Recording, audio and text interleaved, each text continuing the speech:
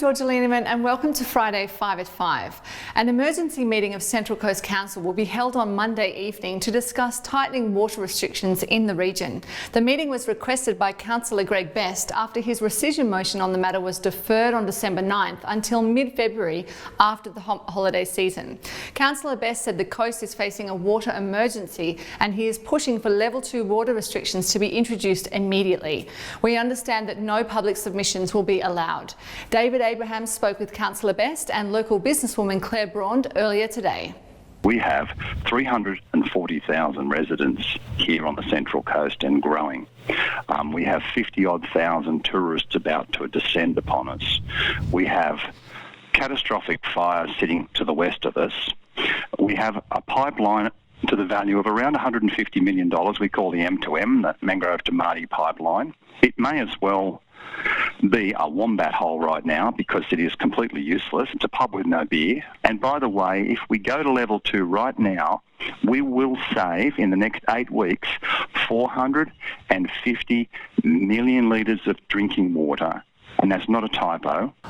Greg, it was a remarkable situation that you had the rescission motion for last week's council meeting, and the meeting was closed before it was addressed. Why isn't this being taken more seriously? Don't start me on this. More seriously, this council is in just utter contempt for our water supply and contempt for our community. I have been trying for the best part of 6 months to activate this council's attention to the dwindling and critically endangered water supply we've got sitting here now.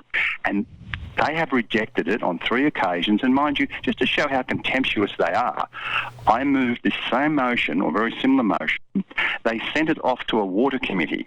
I protested on that night that it really should be dealt with by the full council, not by a committee. And by the way, the committee they sent it to hasn't even been informed yet, nor had it ever met. Yes, we understood that. That seemed like a very odd thing to do. What's the issue, do you think, that is stopping these, on the surface of it, very reasonable decisions? What's the issue with the majority of the councillors? I think, well, the council is unfortunately extremely inexperienced. It is absolutely paralysed in politics.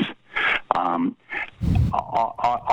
been in, I think, 6 councils now, and I've got to say this council is the most dysfunctional and distressing council I've ever come across.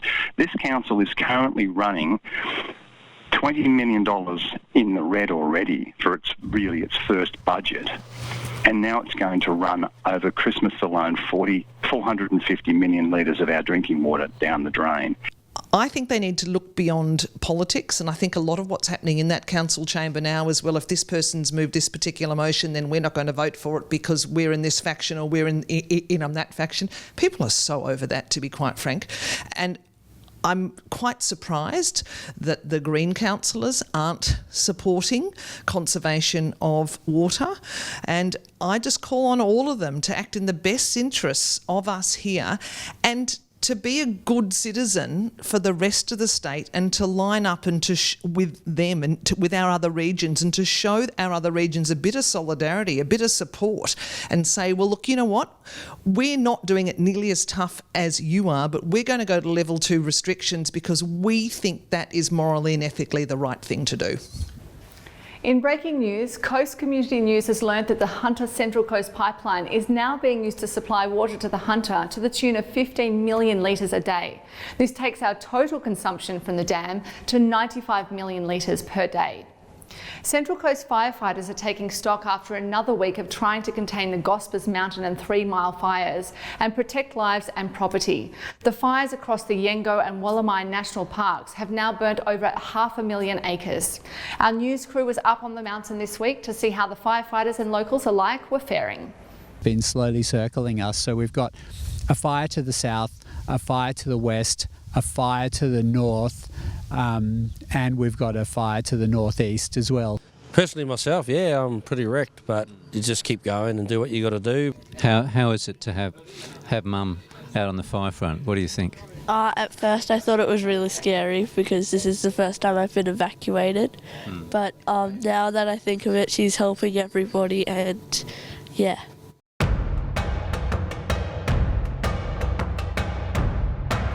And cooler weather provided some respite for firefighters yesterday and today. These conditions are forecast to continue over coming days, but there is still no rain forecast anytime soon. Central Coast motorists face a $344 fine and a 5 demerit point penalty if they're caught using their mobile phones while driving. 10 high-definition detection cameras are now in place across New South Wales, and we understand that one will be in an undisclosed location on the Central Coast. This is the first time in the world that artificial intelligence will be used to identify if a driver is holding a device. We understand that there will be a 3-month period in which offending motorists will be issued a letter of warning before that turns into a fine. Ettalong Public School has unveiled a plaque honouring the memory of the school's rooster, Braith, who was killed in a dog attack in September. Principal Mrs. Lynn Balfour said Braith had been part of the school community for 10 years after the homeless bird wandered onto the school grounds in 2009 and had become a much-loved part of the school community.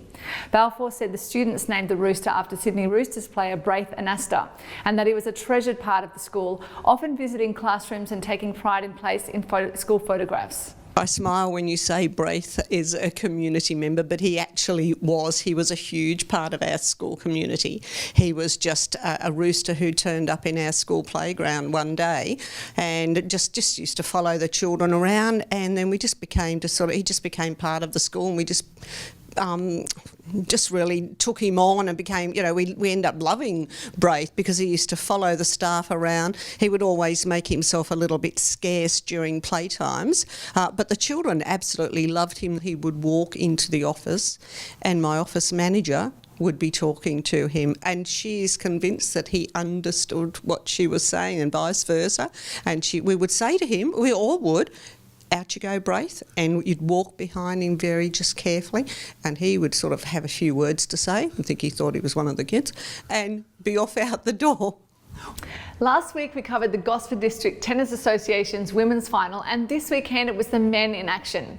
Jonathan "Jono" Cooper kept rising star Bradley Simpson at bay to win the 2019 Open Men's Club Championships at the Gosford District Tennis Club on Saturday. In front of a large crowd, Cooper and Simpson traded blows for well over 3 hours in an epic struggle for the silverware before Cooper prevailed, winning 7-6, 4-6 and 10-4 in a gripping super tiebreaker. The under-16 boys singles final between Nick DeVivo and Jaden Shipley also produced some scintillating rallies. DeVivo created great power off both the backhand and forehand, but Shipley dug in, moving DeVivo around the court, enduring many long rallies and producing several electric passing shots of his own. DeVivo eventually took the honours, winning 6-3.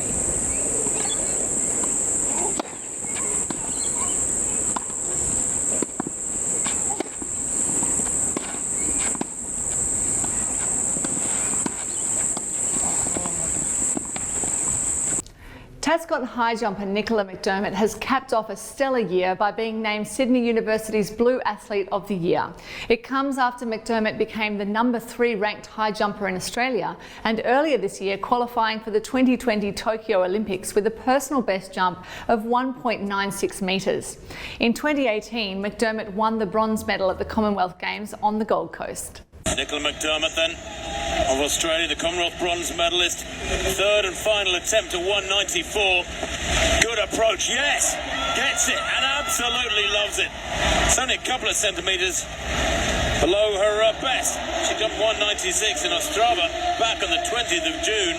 And the 22-year-old absolutely delighted with that. And Nicola travels back to the coast every week to train with local coach Matt Horsnell. And finally, it's crunch time for the Mariners this weekend as they face competition leader Sydney FC in an away game. The Mariners have sunk to the bottom of the ladder after a loss to Brisbane and a bye last week and need to win to stay in contention. That match starts at 7:30 tomorrow evening. We finish our report with the inspiring story of local artist Gary Purchase, whose artistic journey started at Gosford Regional Gallery a decade ago. We caught up with Gary at the gallery, where his remarkable artworks have been on display for the last month. My journey as an artist, it's actually started in this place back in 2013. It might have been 2012 actually. I was just happened to be, I'd only just moved up here. I happened to just come down to the gallery purely because I wanted to see the garden that's here actually, not even the gallery, but I happened to walk in the doors. There's an Aboriginal exhibition going on there. I walked in there and I went, wow, look at this. Because where I grew up in Sydney, there was none of that. Yeah. So I thought, you know what, I'm going to have a go at this. The very next year I entered that same competition and I won. Yeah. And I ended up winning that twice. And so from that point on, I guess I'm an artist. But you have a deep connection to land. All of your imagery is about your Aboriginal culture and the stories within it. What was it that touched your heart here to trigger this artistic part of your life to take off? Well, I drifted a long way away from my culture. I was a musician for 20 years before this, and I just completely drifted away from my Aboriginality, and pretty much walking back in those doors, almost, the light bulb went off in my head. Yeah. I went, you know what, this is what I am, and I don't know, I can't even explain the feeling I got, and for me it's been a blessing because it's actually reconnected me back with my culture. Well, that's all for this week. Thanks for joining us. Remember, all our past video stories can be found on our website. And remember to subscribe to our YouTube channel for immediate updates. We'll see you next week for Fridays 5 at 5.